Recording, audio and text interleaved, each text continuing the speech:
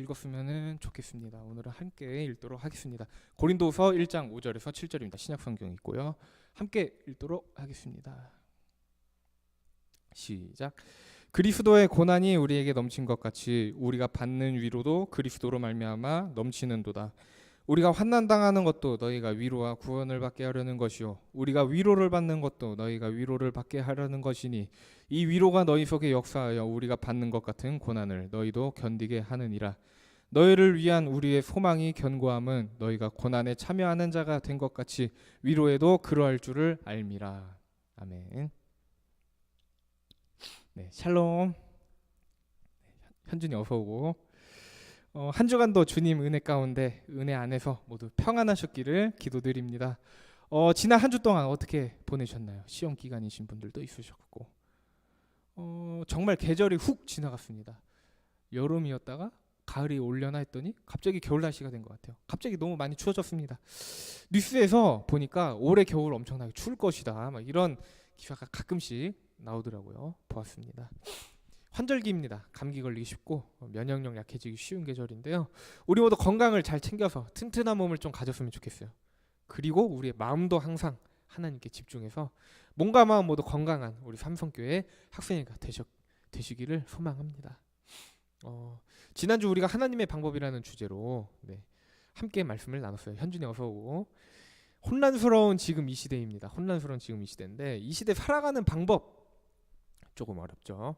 각자가 경험한 삶을 토대로 어렵다 보니까 누가 알려주지 않으니까 결국에 각자가 경험하는 삶을 토대로 이런저런 삶의 방법들, 삶의 방식들이 생겨납니다. 만들어내기 시작해요.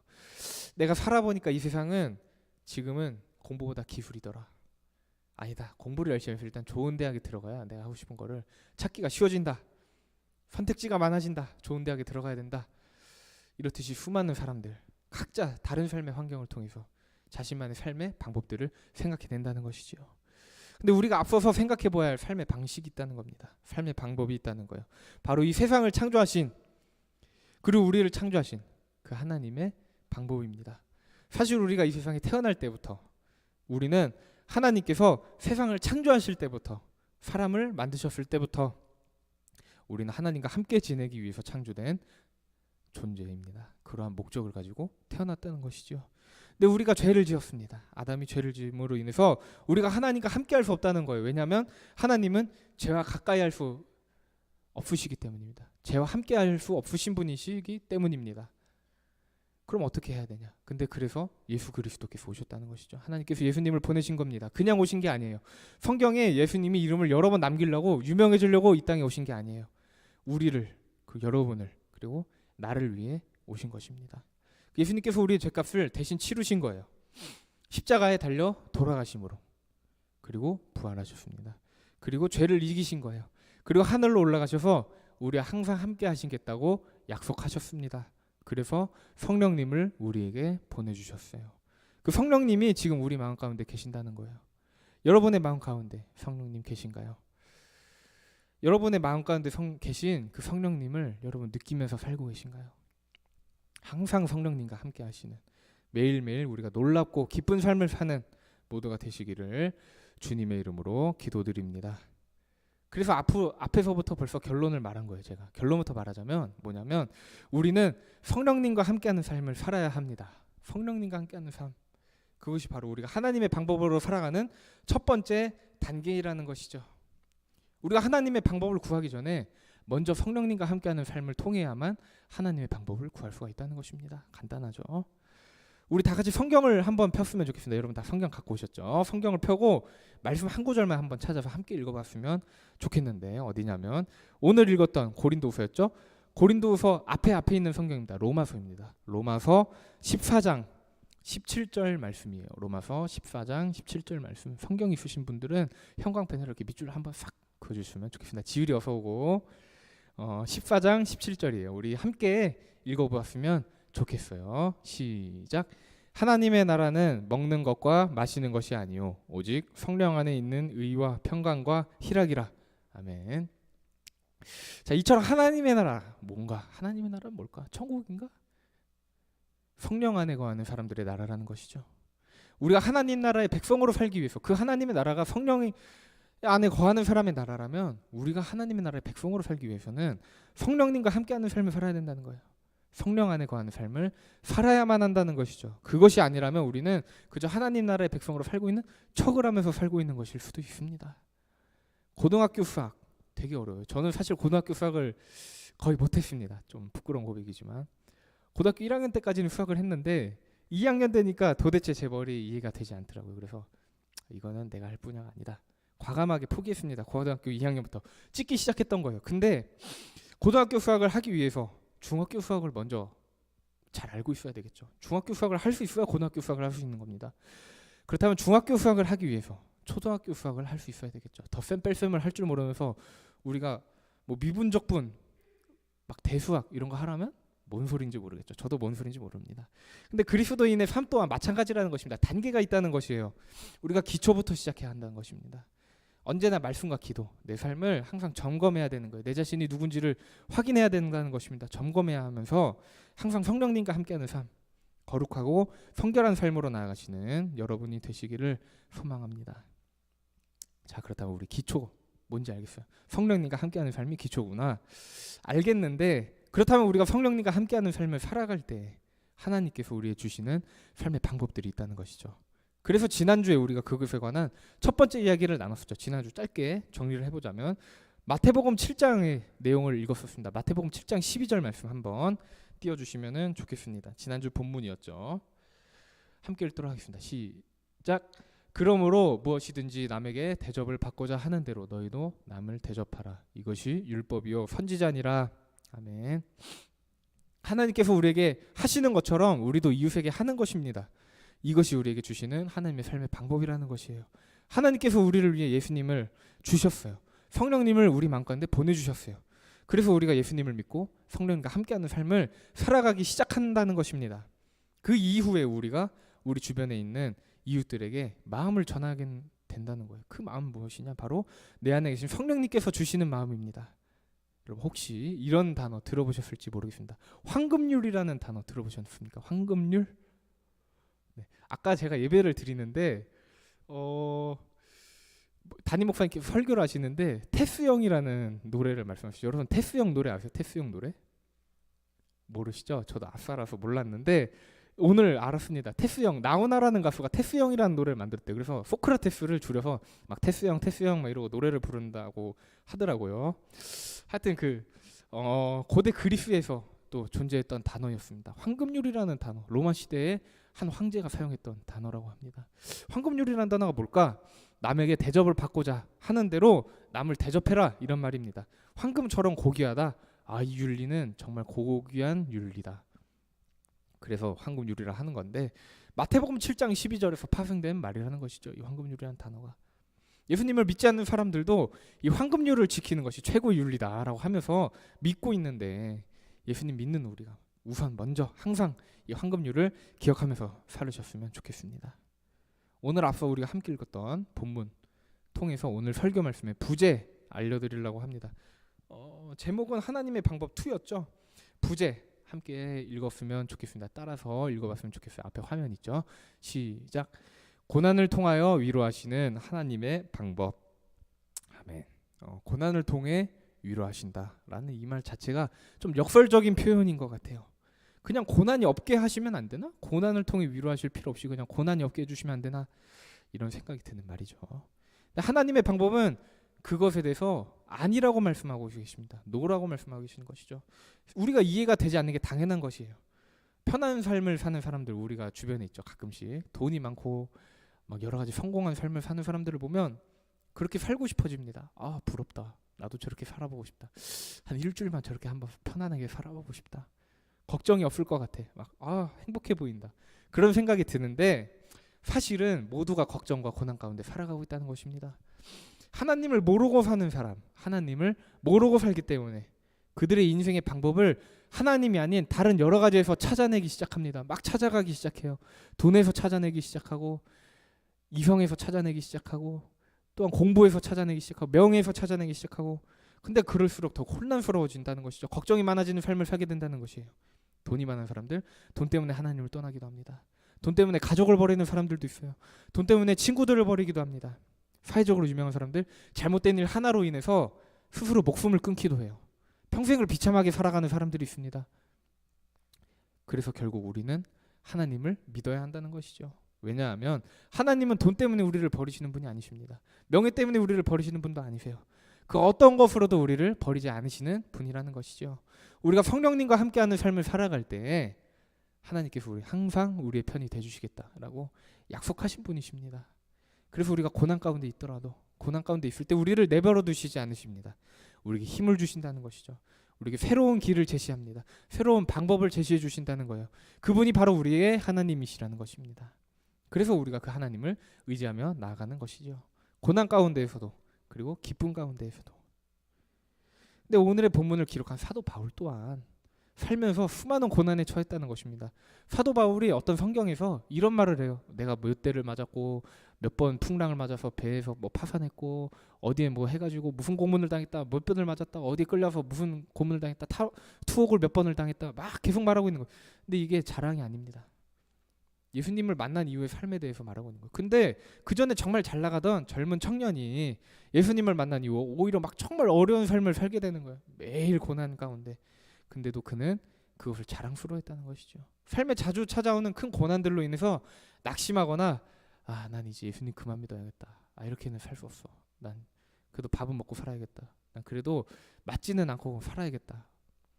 그래서 믿음을 포기했나? 그것이 아니라는 것이죠. 그리스도를 믿는 믿음 절대 포기하지 않았습니다. 죽을 때까지 포기하지 않았다는 것이죠. 오히려 그가 그 고난들을 자신의 자랑으로 여겼다는 것입니다. 그 시대에 많은 그리스도인들이 있었어요. 그 그리스도인들에게 고난으로 인해서 낙심하지 말아라 라고 바울이 말하고 있는 것이지요.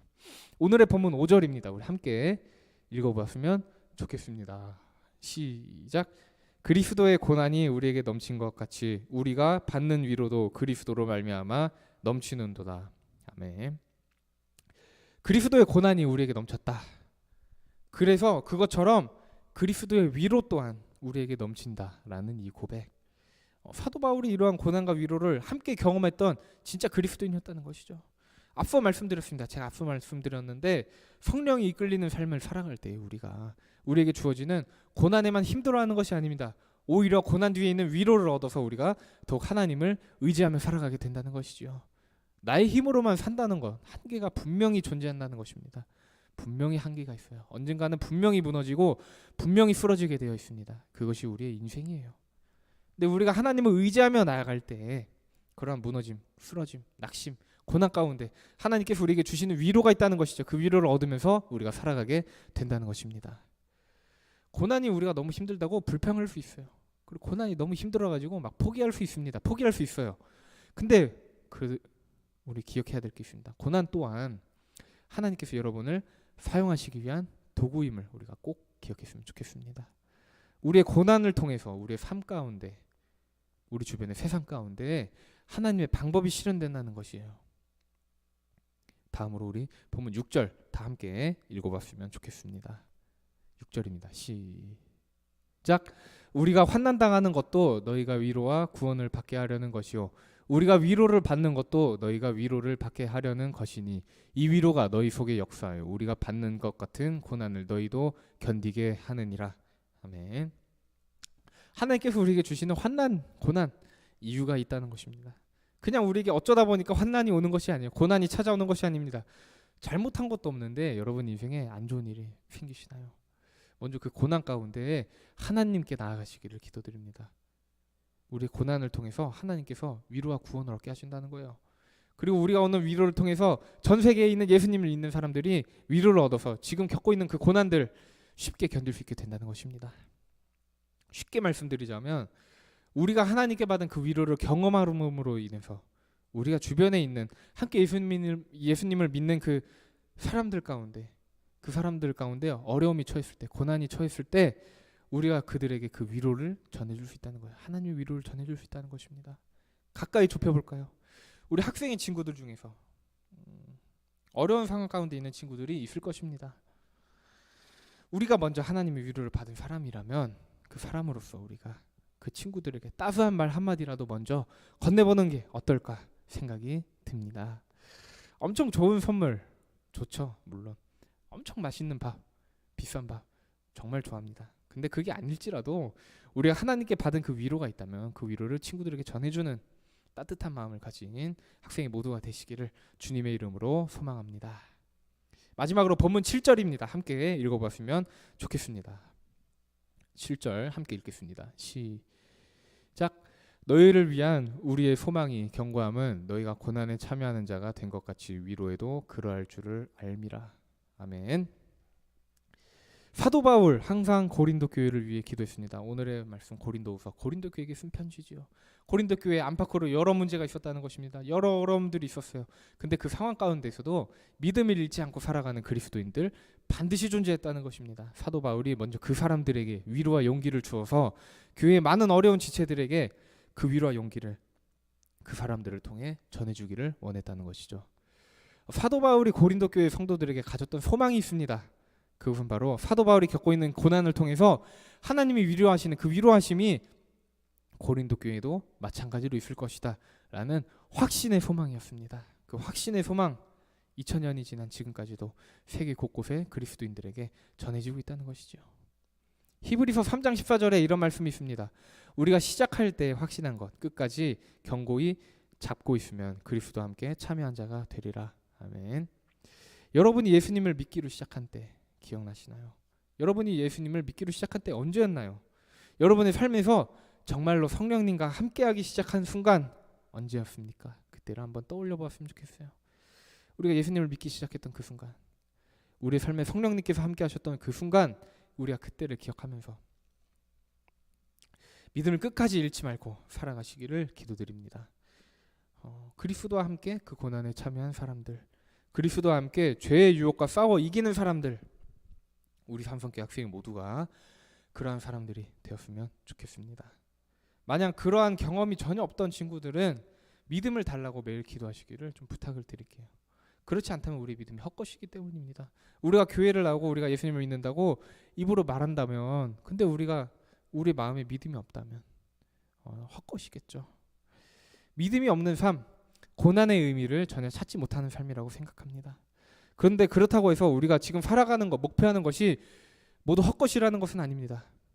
근데 우리가 예수님에 속한 삶을 살지 않는다면, 안타까운 말씀이지만 여러분이 구하는 것들이 있지만 그것이 하나님과 관련 없는 것일 가능성이 굉장히 크다는 것입니다. 지난주에 말씀드렸던 것들이 있죠. 무엇을 구해야 하는가? 하나님의 뜻을 구해야 하고 하나님의 나라를 구해야 되는 것인데, 과연 우리가 지금 구하고 있는 것들 하나님 나라와 그의 뜻인지 한번 생각해 보았으면 좋겠습니다. 우리가 죄와의 싸움에서 계속 져요. 그리고 불순종을 따라가는 삶을 살고 있어요. 그렇다고 해서 여러분 포기하지 마십시오.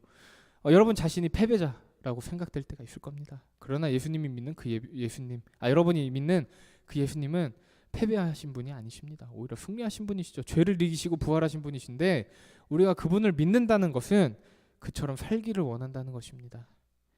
상황 가운데 너무나도 쉽게 무너지는 것, 사람의 본성입니다. 어쩔 수 없는 거예요, 사람의 본성은. 근데 우리가 하나님을 믿고 예수님을 닮아가는 삶을 시작할 때 삶의 변화가 찾아온다는 것이죠. 성경은 그것을 성결이라고 말하고 있습니다. 그래서 가장 중요한 건 바로 성결한 삶입니다. 마땅히 우리의 삶의 목표가 되어야 할 것, 성결한 삶이라는 것이죠. 말씀을 정리하려고 합니다. 하나님의 사람으로 살아간다는 것, 하나님 나라의 백성으로 살아간다는 것, 엄청난 큰 일을 해야 된다. 막 세상에 큰 공헌을 해야 된다. 너는 하나님의 사람으로서 하나님의 영광을 전 세계에 너의 이름을 통해서 하나님의 영광이 전파되게 해야 된다. 굳이 그럴 필요 없다는 거예요. 세상의 이름을 알릴 만한 업적을 달성해야 할 필요가 무조건 있는 것이 아니에요. 우리가 예수님을 진짜 믿고 진짜다운 삶을 살기 시작하는 것, 예수님께 속한 삶을 사는 것, 이것이 우리가 하나님의 사람으로 살아가는 것입니다. 이러한 삶의 시작 가운데 우리가 이전에 살았던 삶의 방식과 다른 하나님께서 주시는 삶의 방식들로 살아가기 시작한다는 거예요. 그래서 우리가 언제나 하나님의 방법을 따라야 한다는 것입니다. 로마서 5장 3절과 4절을 함께 읽어보았으면 좋겠습니다. 로마서 5장 3절과 4절 말씀입니다. 함께 읽어보겠습니다. 시작. 다만 이뿐 아니라 우리가 환난 중에도 즐거워하나니 이는 환난은 인내를, 인내는 연단을, 연단은 소망을 이루는 줄 알미로다. 아멘. 간단하고 중요한 말씀입니다. 고난 중에도 즐거워한다는 것 생각을 해봤어요. 성경을 많이 읽어서 고난 중에도 즐거워한다는 게 익숙한 말로 들리는 것 같아서 그냥 그 단어만 딱 생각을 했습니다. 고난 중에 즐거워한다? 뇌가 다친 사람 아니고는 불가능할 것 같다는 생각이 들었어요. 근데 여러분도 그렇게 생각하실 수 있습니다. 저도 그렇게 생각했었어요. 근데 예수님을 믿은 이후에 다르게 생각한다는 것입니다. 고난 중에도 즐거워한다는 것, 어떠한 고난일지라도 우리가 하나님과 함께라면 나는 즐거울 수밖에 없다. 하나님께 속한 삶에 거한다면 불가능한 일이 아니라는 생각이 듭니다. 하나님께 붙어있는 삶 가운데 찾아오는 고난은 우리에게 인내를 얻게 하는 거예요. 그러한 인내가 우리에게 연단, 즉 우리를 성결한 삶으로 이끌어내게 한다는 것입니다. 그러한 연단이 우리에게 소망을 가져다 준다는 이 놀라운 사도 바울의 고백 기억했으면 좋겠습니다. 나는 죄와의 싸움에서 계속 져. 나는 삶 가운데 어려운 상황이 찾아오면 너무나도 쉽게 무너져. 오늘 예배를 드리러 가려고 했는데 아침에 부모님이랑 싸웠어. 예배 안 드리러 갈래. 마음이 어려워. 예배 못 드릴 것 같아. 나는 패배자야. 나는 패배자에 지나지 않아. 막 이런 생각을 여러분 갖고 계실지라도 다시 한번 하나님께 나아갔으면 좋겠습니다. 하나님께서 여러분을 위로하신다는 거예요. 여러분이 하나님께 나아갈 때 그 언제나 그 위로를 경험한 모두가 되시기를 소망합니다. 우리 주변의 이웃들에게, 학생의 친구들에게, 여러분의 가족들에게 그 위로를 전해주는 여러분으로 인해서 따뜻한 환절기가 되기를 소망합니다. 요즘에 호떡, 붕어빵, 풀빵 이런 게 자꾸 생각나는데 여러분이 그런 따뜻한 존재가 됐으면 좋겠습니다. 하나님은 여러분에게 고난을 통한 위로를 주십니다. 다 같이 기도하시겠습니다. 하나님 감사합니다. 추운 날씨 속에서 하나님을 기억하게 하심을 감사드립니다. 언제나 하나님의 사람으로 우리가 살아가기 원합니다. 고난 가운데 찾아오시는 하나님의 그 위로하심 모두가 경험할 수 있도록 하나님 인도해 주세요. 그 위로하심으로 우리가 힘을 얻어서 살아가는 삼성교회 학생이가 되게 도와주세요. 하나님의 마음을 우리가 주변의 이웃들에게 전해주는 제가 될 수 있도록, 우리가 될 수 있도록, 삼성교회 학생이가 될 수 있도록 인도해 주세요. 성령으로 항상 우리를 인도하시는 살아계신 예수 그리스도의 이름으로 기도드렸습니다. 아멘. 우리 시간에